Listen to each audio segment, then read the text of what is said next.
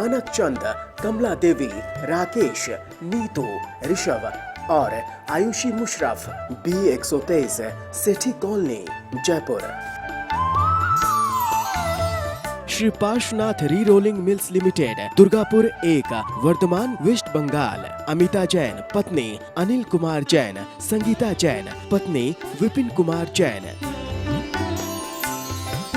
स्वर्गीय माता सीतावंती, धर्मपत्नी स्वर्गीय मास्टर नत्थू राम जी मुन्हानी की स्मृति में Shri Surinder Jain, Kanta Jain, Shri Ashok Jain, Neelam Jain, Shri Pankaj Jain, Amita Jain, Shri Rajneesh Jain, Deepika Jain, Shri Rishabh Jain, Mudit Jain, SKJ rubber corporation, Delhi.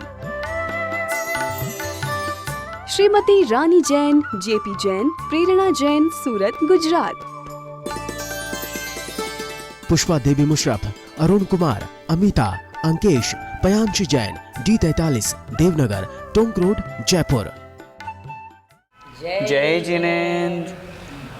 तज्जयति परम ज्योतिः समं समस्तैरनंत पर्यायै दर्पणतलैव सकला प्रतिफलति पदार्थ मालिका यत्र। पंच परमेष्ठी भगवान की जय। सल्लेखना का वर्णन चल रहा है। आचार्य अमृतचंद स्वामी महाराज द्वारा रचित पुरुषार्थ सिद्धि उपाय इस ग्रंथ में पिछली ज्ञानशाला की कक्षा में हमने सल्लेखना का स्वरूप समझा, किस प्रकार सल्लेखना लेनी चाहिए और किस प्रकार सल्लेखना के समय हमें किन किन बातों का ध्यान रखना चाहिए, इस बारे में हमने सीखा। एक शिष्य ने प्रश्न किया, भगवान क्या सल्लेखना आत्मघात है? वर्तमान समय में ये मुद्दा बहुत पहले भी चला था, हाई कोर्ट तक गया था, सुप्रीम कोर्ट ने उस पर रोक भी लगा दी।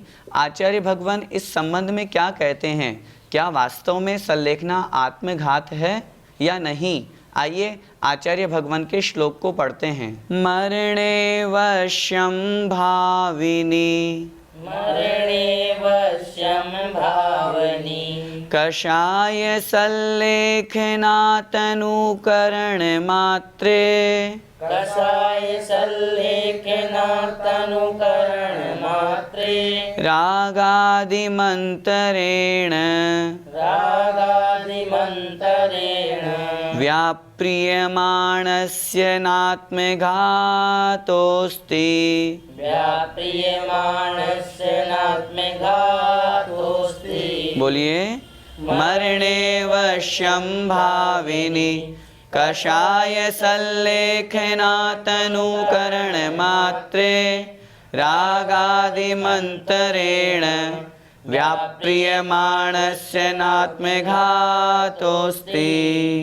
आइए श्लोक का अर्थ समझते हैं। मरणे वश्यम भाविनी, मरणे अवश्यम भाविनी, मरण काल के अवश्यम भाविनी, अवश्य होने पर, भाविनी तात्पर्य होनहार, अर्थात मरण काल के निश्चित रूप से उपस्थित हो जाने पर, कषाय सल्लेखना तनुकरण मात्रे, कषाय सल्लेखना कषायों को, तनुकरण मात्रे, तनुकरण अर्थात क्रश करना, उनको कमजोर करना, उनको समाप्त करण मात्रे, उस अवस्था में, रागादि मंतरेण, राग द्वेष आदि के अंतरेण अर्थात बिना, राग द्वेष आदि से रहित होकर के, व्याप्रियमाणस्य जो उस सल्लेखना की क्रिया में लगा हुआ है, उस व्यापार को कर रहा है, उस क्रिया को कर रहा है, उस जीव के नात्मघातोस्ति, न आत्मघातः अस्ति, न अर्थात नहीं, आत्मघातः अर्थात आत्मघात, आत्महत्या, अस्ति मतलब है, उस जीव के जो सल्लेखना को धारण कर रहा है, उस जीव के आत्मघात नहीं है। इस श्लोक में आचार्य भगवान यह सिद्ध कर रहे हैं कि जो सल्लेखना को धारण करने वाला जीव है वह आत्महत्या नहीं कर रहा। क्यों नहीं कर रहा? रागादि मंतरेण, क्योंकि उसकी जो क्रिया सल्लेखना चल रही है उस क्रिया में रागादि नहीं है। राग द्वेष से युक्त होकर के यदि मरण किया जाता है तो वहाँ पर आत्मघात की प्रवृत्ति उपस्थित होती है। लेकिन यहाँ तो राग द्वेष से रहित प्रवृत्ति है। उस जीव को किसी वस्तु से राग नहीं, अपने घर परिवार वालों से राग नहीं, किसी से कोई राग नहीं है, द्वेष से भी वो रहित है। सभी विकारी भावों को वो दूर किए हुए है, इसलिए उस समय उसके आत्मघात संभव नहीं है। आत्महत्या अन्य जीव के मानी जाएगी, संलेखना करने वाले उस जीव के आत्मघात नहीं होगा। आइए फिर से समझते हैं। मरणे अवश्यम भाविनी, मरण काल अवश्य उपस्थित हो गया। संलेखना हर कोई नहीं ले लेता। जिस समय मरण काल उपस्थित हो गया, डॉक्टर्स ने मना कर दिया, अब इनकी आयु कुछ ही दिन की शेष रह गई, कुछ ही घंटों की शेष रह गई, ऐसी अवस्था आ गई कि वो व्यक्ति अब जीवित नहीं रह सकता। ऐसे मरण काल उपस्थित होने पर निश्चित हो गया कि अब इसका मरना निश्चित है। उस अवस्था में अपने कषायों को और अपने शरीर को क्रश करते हुए, कमज़ोर करते हुए, उन कषायों को दबाते हुए, रागादि से रहित होकर के जो उस संलेखना की क्रिया को कर रहा है, उसके आत्मघात न अस्ति, उसके आत्मघात नहीं होगा, उसके आत्महत्या नहीं कहलाएगी।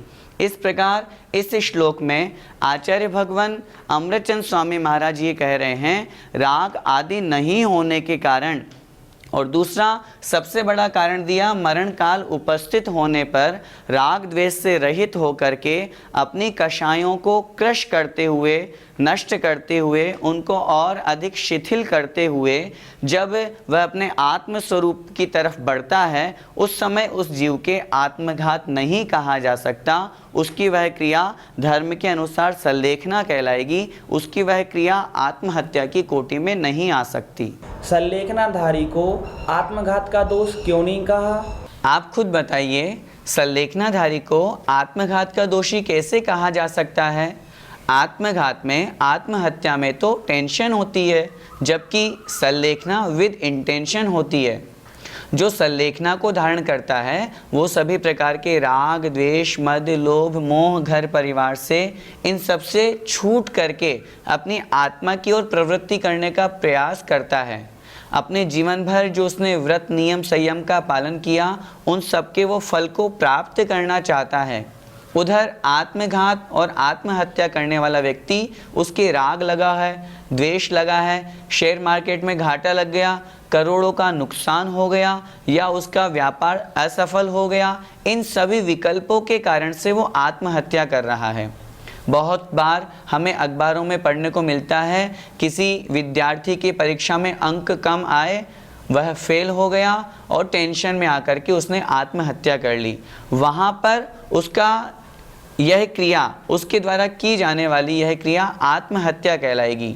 जबकि संलेखना के समय में ऐसे किसी भी प्रकार के परिणाम नहीं होते। वहाँ तो रागादि मंत्रेण, राग द्वेष से रहित हुआ जाता है, राग से छूटा जाता है, घर गृहस्थी से सब प्रकार से राग को दूर किया जाता है।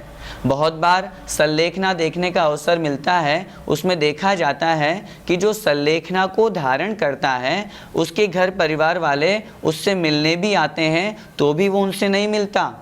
यदि मिलेगा तो राग बढ़ेगा, राग बढ़ेगा तो फिर आत्म प्रवृत्ति कैसे होगी, संलेखना सफल कैसे होगी? इसलिए उन सबसे वो दूर होता है, इसलिए उसकी इस क्रिया को आत्मघात नहीं कहा जा सकता।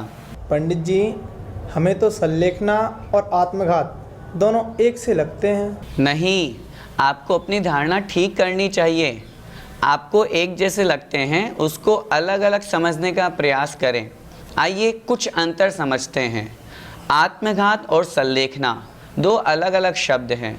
आत्मघात अर्थात स्वयं के प्राणों का घात करना, संलेखना में स्वयं के प्राणों का घात नहीं किया जाता। जब आत्मघात होता है उस समय उस व्यक्ति के कषाय का सद्भाव रहता है। संलेखना के समय उस जीव के कषायों का अभाव होने का प्रयास किया जाता है। जो संलेखना को धारण करने वाला जीव है वह कषायों को क्रश करने की कोशिश करता है, अपने शरीर को क्रश करने की कोशिश करता है। जब आत्मघात होता है तो उस जीव के साथ में राग द्वेष परिणाम जुड़े रहते हैं, लेकिन जो संलेखना को धारण करने वाला जीव होता है वो राग आदि से रहित होता है, राग द्वेष को दूर करता है। संलेखना टेंशन के रहित होकर के होती है, जबकि आत्मघात में कोई ना कोई टेंशन होती ही होती है। जो कोई आत्मघात या आत्महत्या करता है उसके नियम से आर्त रौद्र परिणाम होते हैं। आर्त रौद्र ध्यान होता है जो कि नरक और तिर्यंच गति का कारण कहा गया है, जबकि जो संलेखना को धारण करने वाला है उसके धर्म ध्यान कहा गया, और धर्म ध्यान नियम से अथवा परंपरा से मोक्ष का कारण भी कहा गया है। जब संलेखना की जाती है तब किसी प्रकार की किसी पीड़ा का अनुभव नहीं किया जाता, वहाँ तो और अधिक सुख की अनुभूति होती है। लेकिन जब आत्मघात या आत्महत्या होती है उस समय वह जीव शारीरिक अथवा मानसिक पीड़ा से संयुक्त होता है, उससे सहित होता है। इसलिए इन दोनों में बहुत अंतर है। जब आत्मघात किया जाता है तो उसमें अनेक कषाय परिणाम रहती है, क्रोध, मान, माया, लोभ, इन कषायों के निमित्त से वह अपने इस जीवन को समाप्त करना चाहता है। वह जीवन जीने से जीवन इसलिए नहीं जीना चाहता क्योंकि उसको अपने जीवन से किसी प्रकार से द्वेष हो गया, जबकि संलेखना में तो जीवन जीने की भी इच्छा नहीं और मरने की भी इच्छा नहीं। यदि वहाँ पर इस तरह की क्रिया होती है तो आचार्यों ने अतिचार बताया। जब संलेखना को धारण कर लिया जाता है तब मरने की इच्छा नहीं होती। बहुत तरह का हमें इस प्रकार सोचना चाहिए। आत्मघात में तो वो मरने जा रहा है। सबसे बड़ा विषय जो आज हमें सोचना और समझना है, आत्मघात में वह व्यक्ति मरने जा रहा है और संलेखना में वह मरने नहीं जा रहा। मरण काल उपस्थित होने पर अपनी आत्मा को शुद्ध बनाने का प्रयास कर रहा है। सबसे अच्छा उपक्रम है ये अपने व्रतों का पूर्णतया पालन करने का। मरण काल आना ही है, जिसका जीवन है उसका मरण निश्चित है, अवश्यम भावी है। और जब वो ऐसी अवस्था देख लेता है कि अब मेरा मरण काल उपस्थित हो गया, अब मेरी आयु अधिक शेष नहीं बची, उस समय वह अपनी कषायों को, अपने शरीर को क्रश करते हुए, अपने राग द्वेष आदि विभाव परिणामों से छूटते हुए, उनको दूर करते हुए, ममत्व भाव का त्याग करते हुए वह आत्म ध्यान में लीनता को प्राप्त होता है। उस समय उसकी संलेखना होती है। इसलिए आत्मघात और संलेखना में बहुत अंतर है। अगर एक वाक्य कहें तो आत्मघात जहर है और संलेखना अमृत है। इसलिए हमें जहर को छोड़कर अमृत को प्राप्त करने का प्रयास करना चाहिए। संलेखनाधारी आत्महत्या करने वाला नहीं है, तो वास्तव में आत्महत्या किसकी कही है यह बतलाने के लिए आचार्य महाराज अगला श्लोक कहते हैं। आइए पढ़ते हैं। यो हि कषायाविष्टः यो हि कषायाविष्टः कुंभक जल धूम केतु विषशस्त्रैः कुंभक जल धूम केतु विषशस्त्रैः व्यपरोपयति प्राणान् व्यपरोपयति प्राणान् तस्य स्यात् सत्यमात्मवधः। तस्य स्यात् सत्यमात्मवधः। बोलिए। यो हि कषायाविष्टः कुंभक जल धूम केतु विषशस्त्रैः व्यपरोपयति प्राणान् तस्य स्यात् सत्यमात्मवधः। संलेखनाधारी के आत्मघात नहीं है तो आत्मघात किसके है यह बतलाते हैं। आइए देखें। यो हि कषायाविष्ट है, यह ही कषाय आविष्ट है। यह मतलब जो जीव, ही मतलब निश्चित रूप से कषाय आविष्ट है, कषाय से घिरा हुआ है, कषाय से परिपूर्ण है, कषाय से सहित है, जिसके क्रोध, मान, माया, लोभ आदि कषाय लगी हुई है।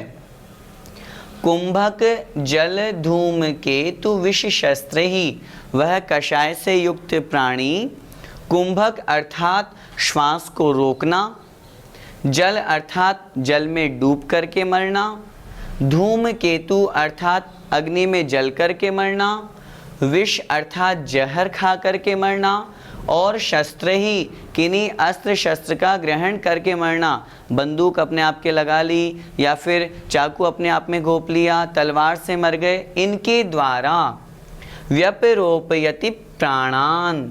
व्यपरोपयति अर्थात पृथक करता है, नष्ट करता है। किनको नष्ट करता है?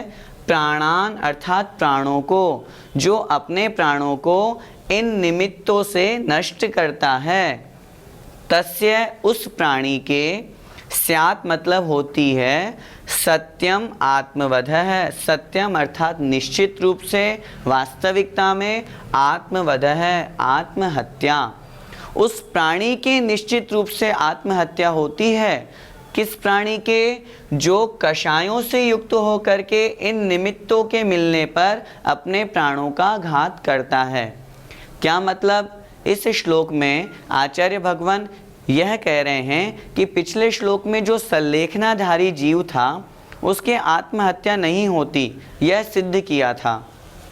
अब इस श्लोक में ये सिद्ध कर रहे हैं कि सल्लेखना को धारण करने वाला और आत्मघात करने वाला दोनों में कितना अंतर है।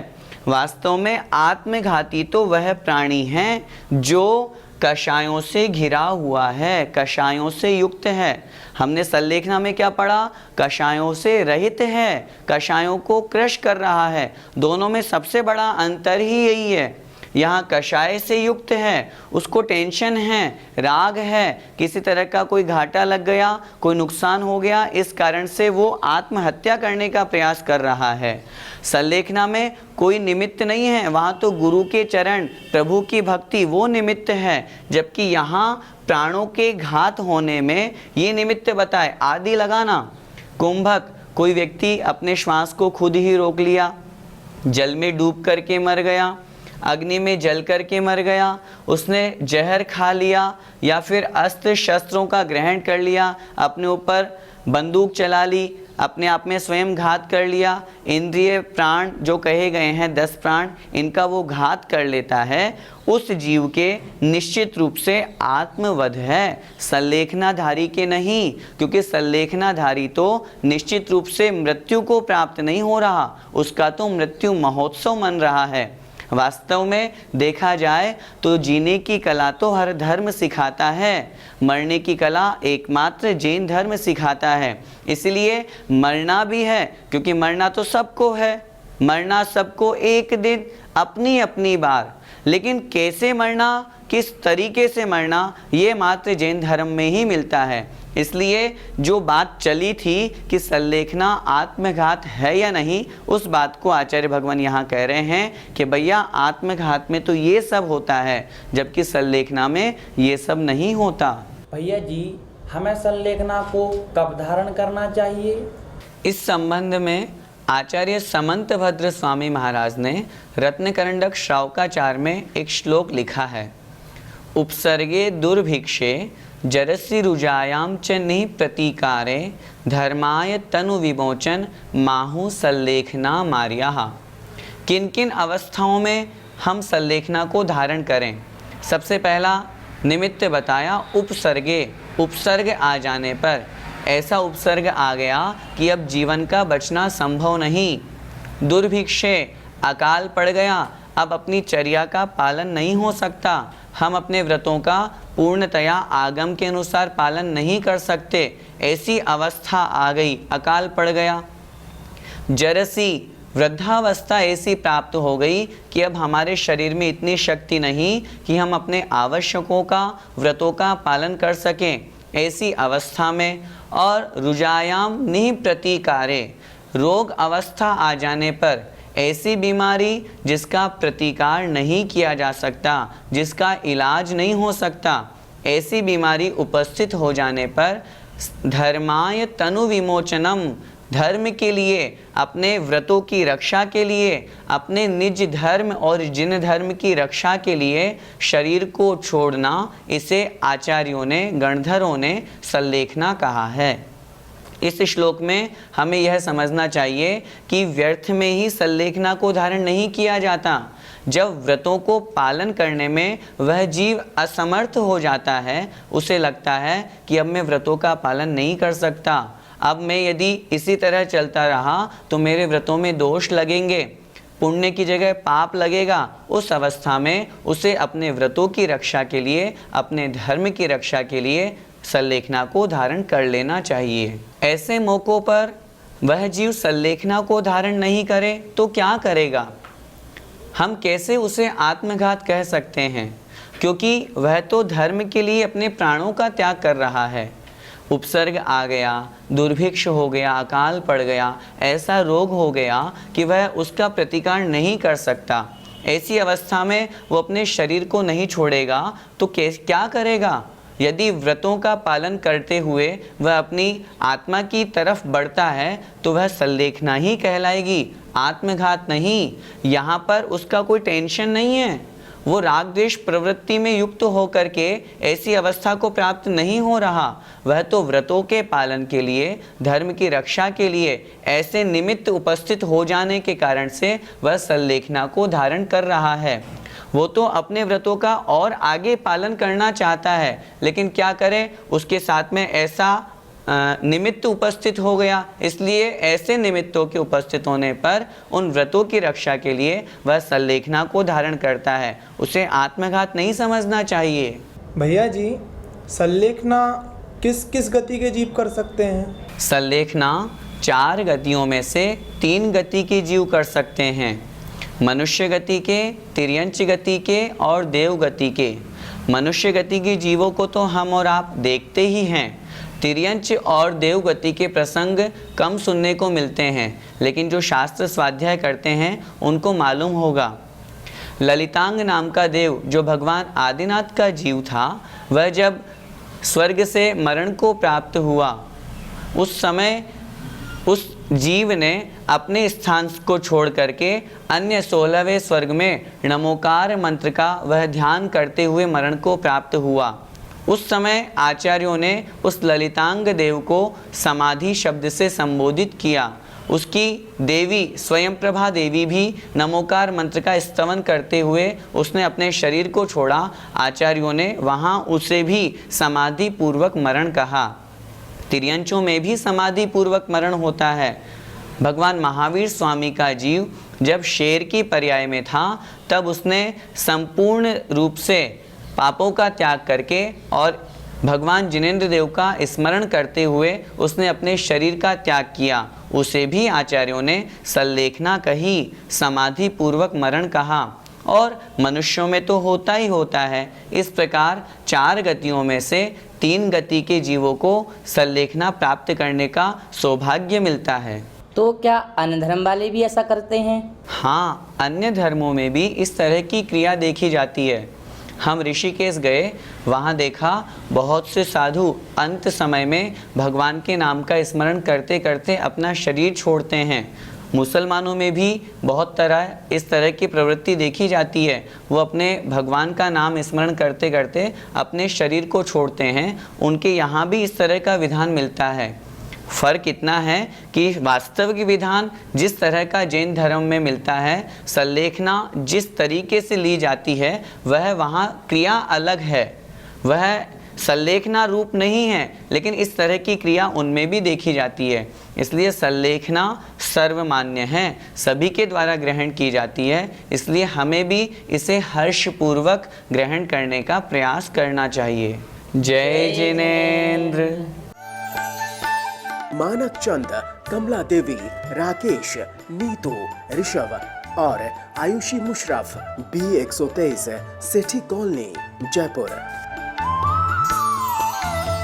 Shri Parshwanath re rolling mills limited, Durgapur 1, Bardhaman, West Bengal. Amita Jain, पत्नी अनिल कुमार जैन, संगीता जैन, पत्नी विपिन कुमार जैन।